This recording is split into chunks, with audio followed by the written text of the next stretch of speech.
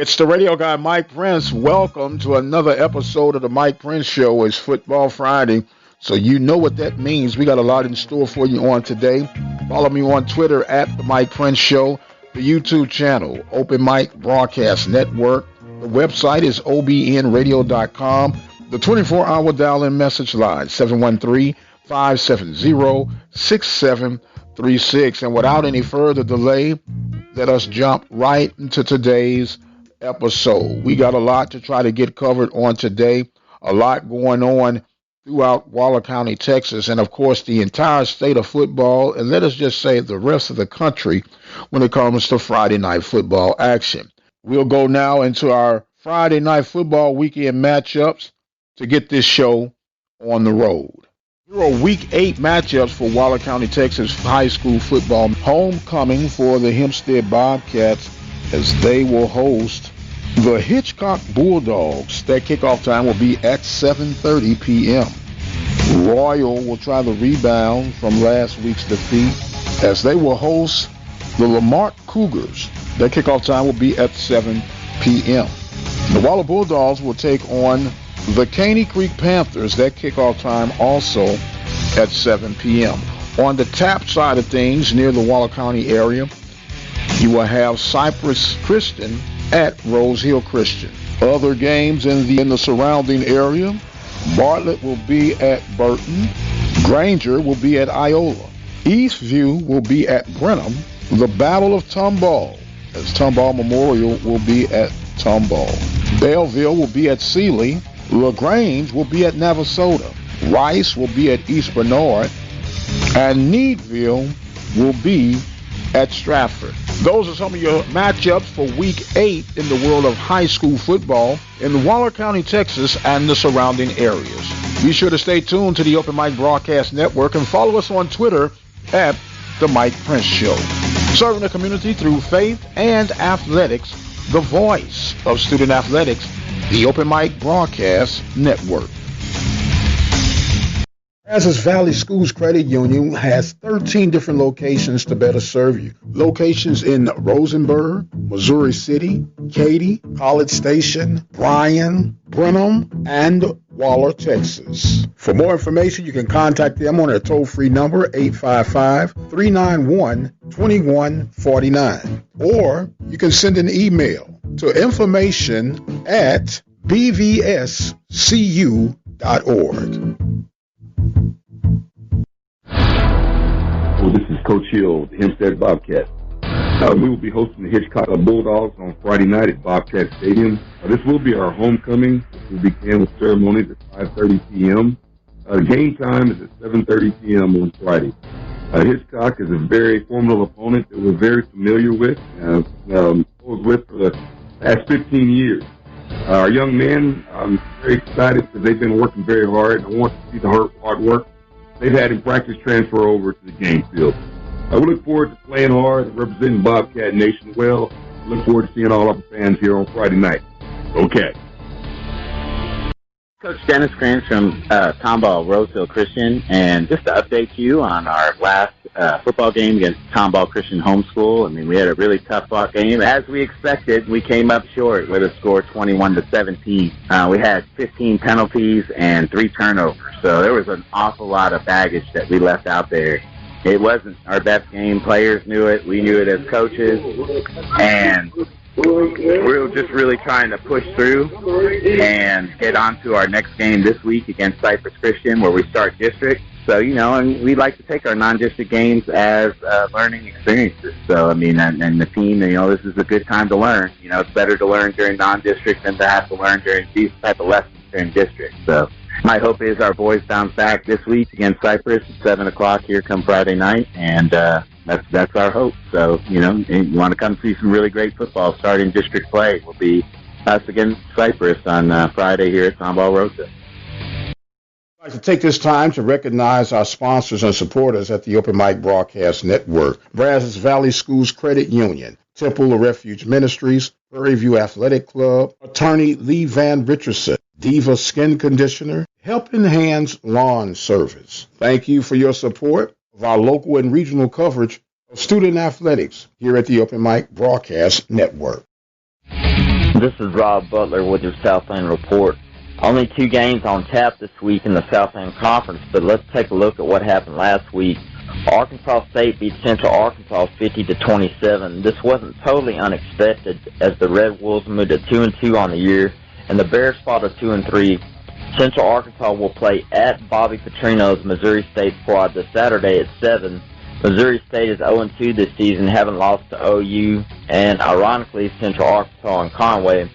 So the 2 schools elected to do a home-and-home this season in order to fill their schedule. Central Arkansas won 27-20 earlier this season. Look for Central Arkansas to win Saturday, 31-21 over Missouri State. The Bears are led by quarterback Braylon Smith and wide receiver Lawan Winningham. It'll be too much for the Bears. And yes, Missouri State is also nicknamed Bears like Central Arkansas. Missouri State is led by Southern Miss transfer quarterback Jaden Johnson. He threw for 249 yards in the previous game against Central Arkansas. The other Southland Conference game this week pits Division II Angelo State against Stephen F. Austin and Nacogdoches. SFA is 1-3 this year, having played 3 FBS teams, including SMU, but they have not looked bad in any of these games, to be quite honest. SMU was expected to be a landslide, but they hung around in losses to UTSA and UTEP. The game against the Rams was supposed to take place last week, but was postponed due to COVID-19 protocols. Angelo State returns most of its starters from last season when they went 8-3. Wide receiver Larry Johnson returns from injury and provides speed to a good receiving core, which includes wide receiver Kiki Chisholm. We know what SFA can do behind quarterback Trey Self and wide receiver Xavier Gibson. The Lumberjacks win this one in a nail-biter 21-20 over Angelo State. SFA will improve to 2-3 after Saturday. And that's Rob Butler, Open Mic Broadcast Network. Attention all coaches. Whatever your sport is, we want to tell your story. Dial our 24 hours, 7 days a week message line at 713-570-6736. Leave your game results, team results, and player results on our 24-hour message line, 713-570-6736. Have sports, we'll travel. The Open Mic Broadcast Network, serving the community through faith and athletics, the voice of student athletics. Serving the community through faith and athletics, the Open Mic Broadcast Network. And don't forget to keep up with us throughout Friday night and do all the wee hours of the morning as we give you scores, highlights, and updates throughout Waller County, Texas, and beyond. You can follow us on Twitter at The Mike Prince Show for the latest updates. So you can always go to the YouTube channel at obnradio.com for the latest and the greatest that's going on.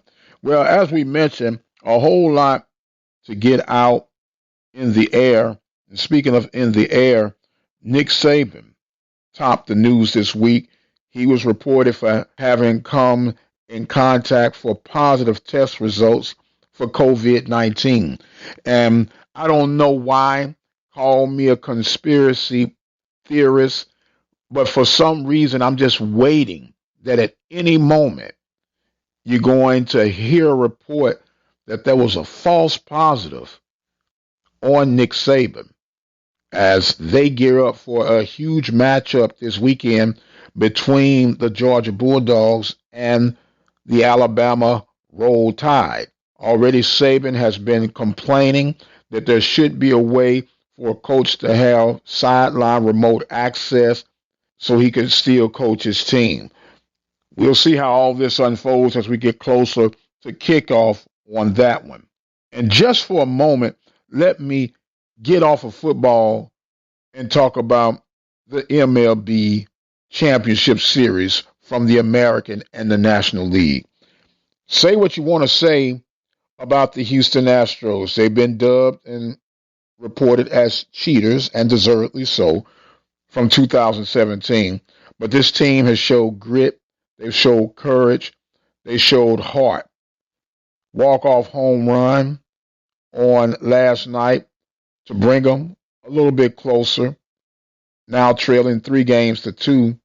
If the Astros can somehow find a way to even this series, I think then the pressure shifts toward the Rays. But the Rays, if they got a knockout punch in them, they're going to have to try to take care of the Astros in Game 6. Meanwhile, in the National League Championship Series, people were speculating that the Atlanta Braves may be choking a little bit the way the Dodgers poured out that whipping with the 15-3 final score. However, the Braves responded quite well. It got tight toward the end, but they were able to hold off the Los Angeles Dodgers. Now, here is the head scratcher. If the Braves are able to take care of the Dodgers would have to go down as probably one of the most underachieving, overpaid organizations in the history of baseball.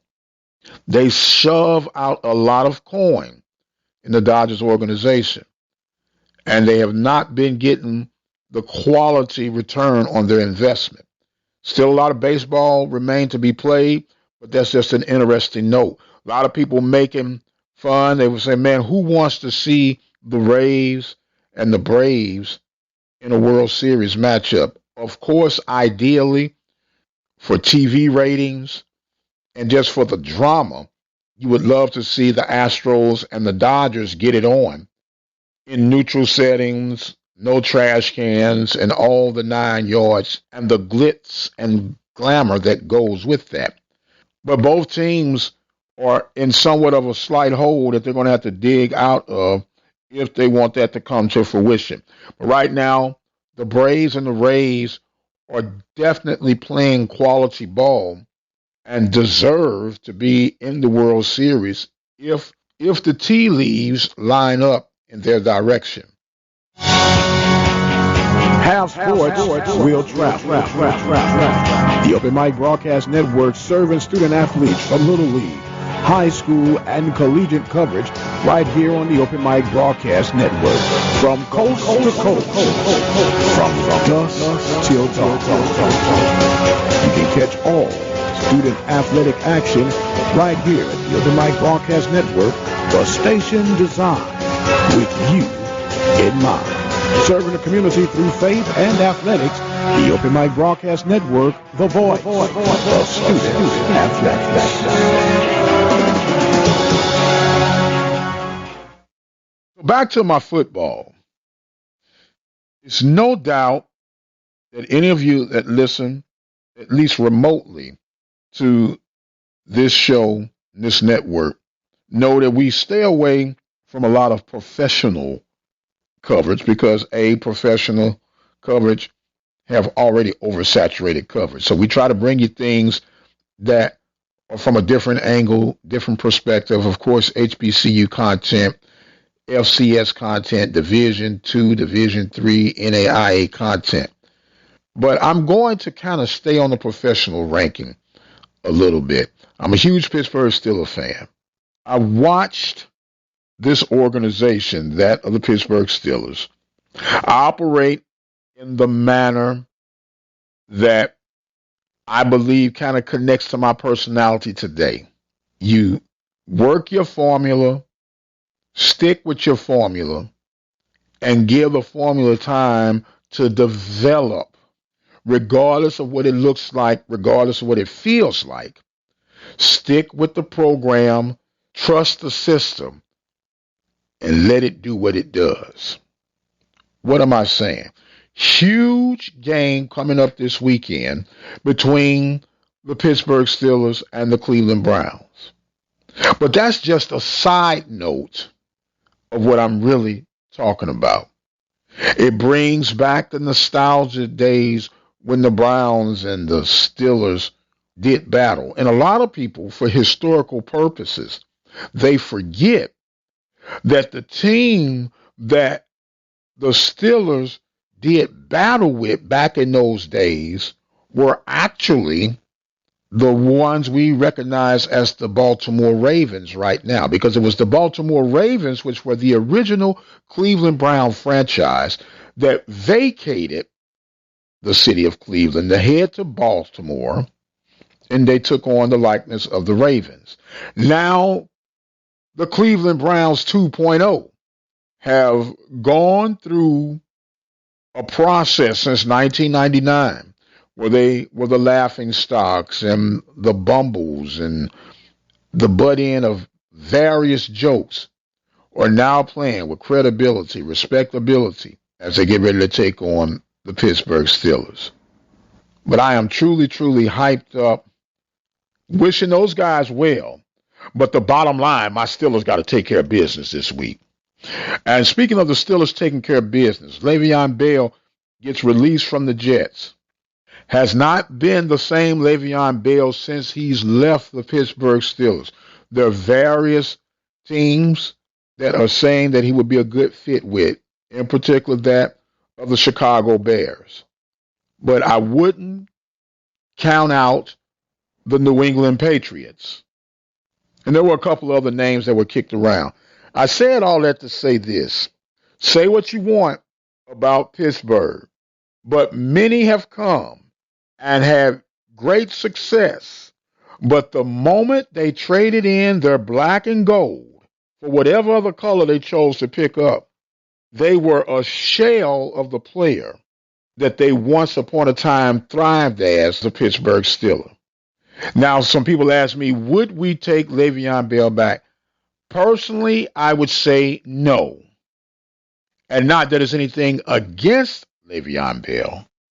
But the fact of the matter is, you have a decent and established running game with some up-and-coming young backs. And to add Le'Veon, although he would be a perfect fit, I think it would cause more harm than good.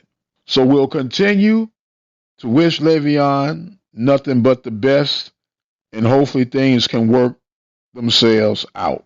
And speaking of working things out, New Balance has jumped into Division I ranks as far as apparel goes. And they're trying to break in. They just set a deal with Maine University and looking for more clientele. Just something to think about over the weekend. Would it be at least worth kicking the tires on talking with New Balance if you're the Southwestern Athletic Conference? I know that I referenced Under Armour as a potential meeting, and I'm talking about a meeting for the entire conference. I know everybody's cutting their own deals, but you have more collective buying power.